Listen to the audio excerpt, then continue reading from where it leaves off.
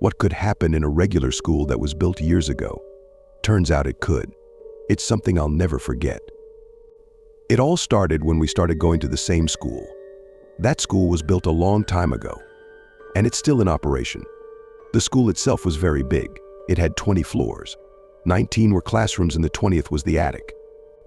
At first we were very sad that our school was being renovated and we had to be here, but then we got used to it. And at recess we ran everywhere. We learned new places and played. Within a week, our class had our favorite places. They were the attic, under the stairs of the second floor and under the stairs of the 5th floor. We liked the attic because it was huge and we could play everywhere, and also because there were a lot of ancient things left there. Under the stairs of the 2nd floor was the basement, which was a lot of corridors. Under the stairs of the 5th floor was a secret corridor where you could get to another floor or even to the office. So everything would have been fine, but it all started unexpectedly. We were playing in the attic. At first we didn't hear anything, but then we heard something fall. We came out of the attic and saw a fallen cabinet on the stairs. But it wasn't standing there. It was from the dining room on the 1st floor. How could it be on the 20th floor? That was the first oddity. Then the next day another incident happened. We were sitting and writing a history test. The whole class was quiet, but we could only hear someone asking for a copy. And then there was a sharp knock on the window. We looked out, but there was no one there. We sat down for the test again and again. A knock on the window. When we looked, there was no one there. For a week the strange things stopped, but suddenly they started again. We were on the 2nd floor under the stairs. We wanted to walk the corridors. We hadn't explored them all yet. Suddenly there was a strong wind. We were shocked because all the windows were closed. It was winter and it was snowing heavily. The wind lasted for a minute and then suddenly passed. We didn't want to walk in the corridors anymore. Then we went to the biology room. As the lesson was about to start, we decided to get to the classroom through the corridor under the stairs of the 5th floor. We were almost there when something fell down. We turned around and saw the closet. Now from the biology room. We went into the biology room and wanted to tell where the cabinet is now, and he stands in place. Then we were no longer surprised by strange things. Only one thing frightened us. There were some screams in the attic. When lessons were going on, they always started and only at recess they ended. It was like someone was calling for help. We disrupted class a few times and went to the attic. When we were there was no one there, and the screaming never stopped. Soon we got used to it. But we didn't want to go to the attic again. Where did the screams come from? Some of us thought it must be a ghost who was killed suddenly during the lesson before recess. Others thought some hooligan found a good place in the attic, and now he's always shouting to scare us. We didn't play in the attic for a week, as we explored a few more places. And the next day of the 2nd week, the attic was closed. But the screaming didn't stop. At first the teachers paid attention, but soon they got fed up. Who knew it was a huge mistake?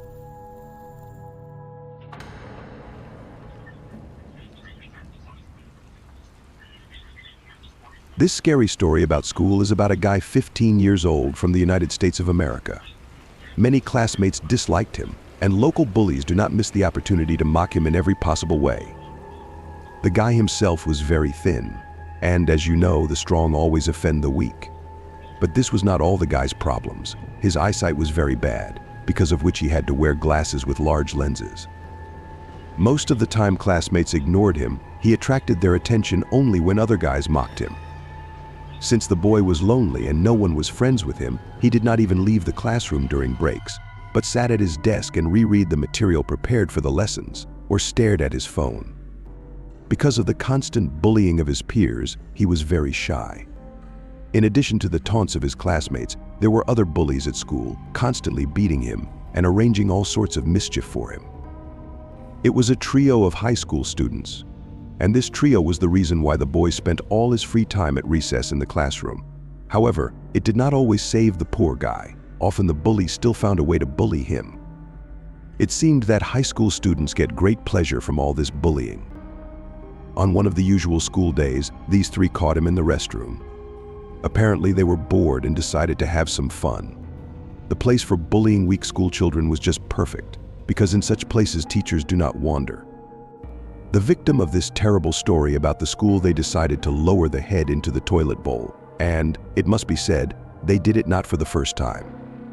2 high school students lifted the poor boy upside down and plunged his head into the toilet bowl, while the third one flushed the water.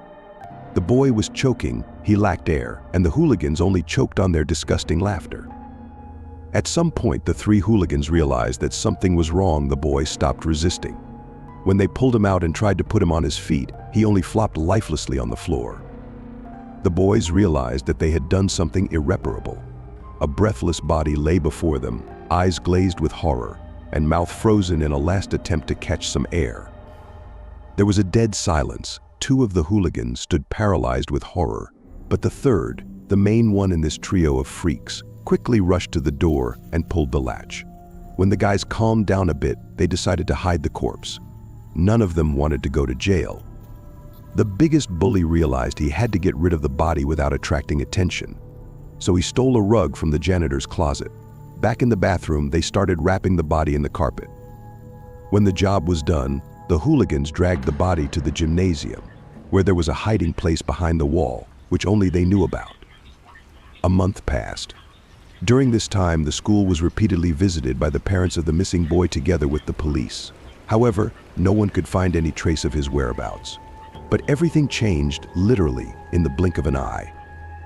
One day, coming to school and taking their seats, the hooligans found under the covers of desks decomposing body parts of the one whom they so unjustly sent to the other world. The school was paralyzed, lessons were not held, and the corridors were packed to the brim with law enforcement officers who arrived on the scene. One of the hooligans at the interrogation could not stand it and confessed to what he had done. He described all the details of the murder and showed a cache in the gymnasium, where the body parts of the schoolboy killed by them had been decomposing for a month. On the same day, an incredible scare story about the school spread among the students. Allegedly, the spirit of the boy was still in the educational institution and sometimes materialized in the toilet.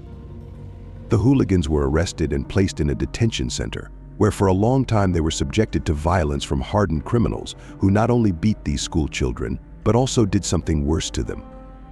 Subsequently, the court awarded the hooligans a sentence of 15 years in prison, but the gang leader, for his clever plan to dismember the corpse, was given the highest penalty in the state, life imprisonment.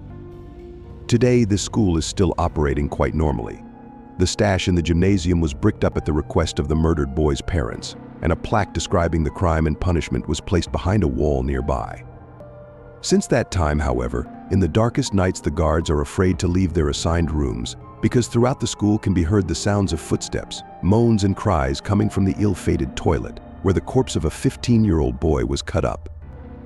The school legend of that school nowadays is that if you go into that toilet, look in the mirror and say, "I know who killed you," you will see the face of the murdered boy behind you for a split second.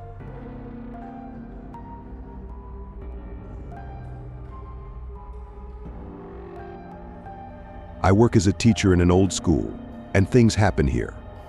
In the summer, I was alone in the school, doing renovations, and I had the keys. I locked the outside doors so no one would come in. There was no one around the school. I didn't notice that it was getting dark, but I didn't want to come again tomorrow, all the more there was only paint left at the door. Suddenly, I heard someone running down the corridor. I looked out, no one. I went up and down the floors, yelling, "Who's there?" It was already dark, and suddenly near the library it seemed to me that someone was standing there. I began to scold him to come out, or I would close the school. But instead of an answer, there was only some movement.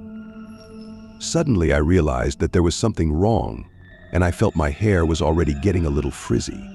I rushed down the stairs, and something was coming down after me. I jumped out and started to close the door with trembling hands. Suddenly, from inside, someone banged on the door. But I, having already closed the door, managed to run away. Then someone tapped on the glass of the window. I pulled myself together. I am an atheist after all.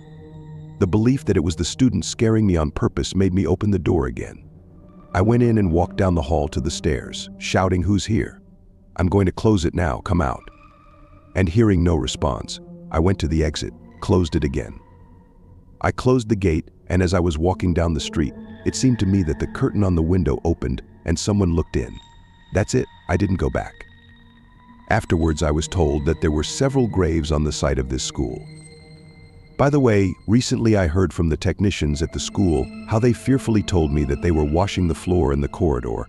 The children had already left, and suddenly someone ran in front of the technician. The technician did not pay attention to who it was, but immediately went to the office where this someone ran in. She didn't see anyone. There was nowhere to hide. She was really scared. And another technician told her that she heard a rumble in that office, as if someone was throwing furniture on the floor. She went into the office and saw that nothing had happened. She was also very frightened. Last year in our school, one student, through an open window at night, climbed into the school, broke into the office of the head teacher, and stole there a laptop, money, trampled in the teacher's room leather sofas, left traces. That's why those ghosts didn't scare him. That's a shame.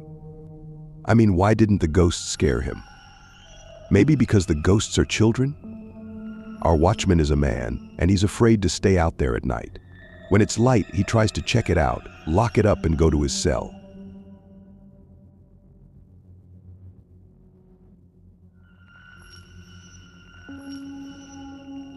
I think everyone knows that school is where 11 years of our lives take place, but those years are often not the best. I remember mine with fear. It all started when our school collapsed. Many students moved away, food was scarce, and teachers were looking for second jobs because of low pay. And there were 14 students left in the class. It was good that among them were my friends Kasusha and Sasha. But it turned out that with Sasha our friendship was stronger, and Kasusha was too right. I think you know how bloody infuriating that is sometimes. Yeah, both Sasha and Kasusha didn't play much ever.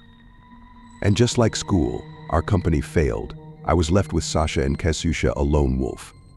But how wrong I was then, putting Susha on the back burner. Kasusha was very fond of various protective bracelets.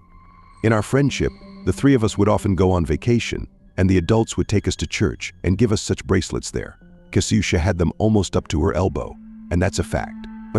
But that day I saw that they were gone. Then one of my bracelets accidentally jumped back to her, and I saw that she had a scar in the shape of a cross. As I looked closer at her arms, I saw that there were now 7 cross scars in place of the 7 bracelets. Then I tried to ignore Kasusha, but it didn't work. Sasha suspected something too, and it felt weird for me to keep an eye on it. We dropped out of school. Subverting all the homework, I texted Sasha about Kasusha. We were dumping information to each other about the bracelets, the cross scars, and adding it all up, we were terrified. All the omens said that Kasusha put a death spell on us. But this is prevented by our amulets, because when her magic or she touches them, on Kasusha scars remain. But what to do? We corresponded until Sasha fell asleep, and I was tormented by the question of what to do with her. We must ask to reflect her actions. For this, we need a fortune teller. But after that, another question plagued me. Why did she get so angry when we broke up with her like that? It happens. I came to the conclusion that it was favorable for Kasusha. The next day, Kasusha was not at school. Then we went in search of a fortune teller. Only in the evening we found her. To get to my house, you have to go through the forest. And there were several huts in it, in which I have never seen people. But that time, crossing the road, I noticed the dim light of a candle. Sasha said not to go, but I insisted on it. I knocked on the door, and a not-so-old woman in a green dress and white apron opened us. She finally fended off the spell we had, but the amulets prevented it from coming true. She also replaced our bracelets, saying it would be more reliable. The day passed, but Susha didn't come to school. Everyone said that she had moved to another school, but Sasha and I know that she was into black magic.